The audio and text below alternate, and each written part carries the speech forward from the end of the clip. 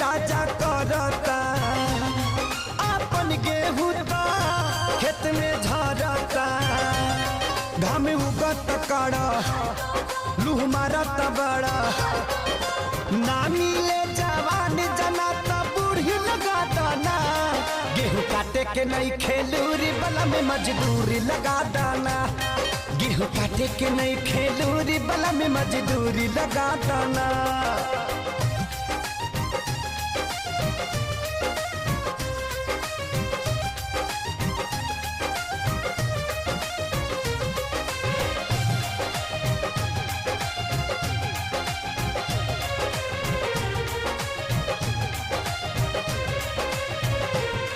नहीं पावे रजऊ हमारा मान के बारी बोला रोज गतान के।